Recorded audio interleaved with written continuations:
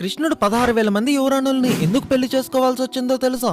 కృష్ణమూర్తి వరాహ అవతారానికి భూదేవికి భౌమాసురుడు అనే ఒక కొడుకు జన్మిస్తాడు. ఈ భౌమాసురుడు 3 లోకాల్ని జయించి భూలోక రాజ్యాల్లో ఉన్న 16,000 మంది యువరాణుల్ని బంధిస్తాడు. దాంతో పాటు ఇంద్రుడి భార్య అయిన అదితి యొక్క ఆభరణాలను కూడా అపహరిస్తాడు. భౌమాసురుడి ఆగడాలు మితిమీరిపోవడంతో ఇంద్రుడు కృష్ణుడి దగ్గరికి వెళ్లి మొరపెట్టుకుంటాడు. దాంతో కృష్ణుడు సత్యభామతో బయలుదేరి భౌమాసురుడి రాజ్యమైన ప్రగ్జ్యోతిషాకి చేరుకుంటాడు. అక్కడ మురాసురుడు భౌమాసురుడితో పాటు చాలా మంది రాక్షసుల్ని సంహరించి ఈ 16,000 మందిని విడిపించి వాళ్ళ రాజ్యాలకి వెళ్ళిపోమని చెప్తారు. కానీ వేరే పురుషుడు అపహరించిన స్త్రీకి సమాజంలో నైతిక విలువ ఉండదు అని చెప్పి వీళ్ళు వెళ్ళడానికి నిరాకరిస్తారు. మరి ఏం చేద్దాం అనుకుంటున్నారు అని కృష్ణుడు అడిగితే, నువ్వే మమ్మల్ని కాపాడావు కాబట్టి నువ్వే మా అందరినీ పెళ్లి చేసుకోవాలి అని అంటారు. దాంతో కృష్ణుడు బాగా ఆలోచించి 16,000 మంది కృష్ణుడి కింద అవతరించి ఈ 16,000 మందిని పెళ్లి చేసుకుంటాడు. వివాహం అయిపోయిన తర్వాత 16,000 అంతఃపురాలు కట్టి వీళ్ళందరినీ అక్కడికి తీసుకువెళ్తాడు. కృష్ణుడితో సత్యభామ ఎందుకు వచ్చిందంటే సత్యభామ భూదేవి అవతారం కాబట్టి. అందరూ చెప్పండి జై భూదేవికి.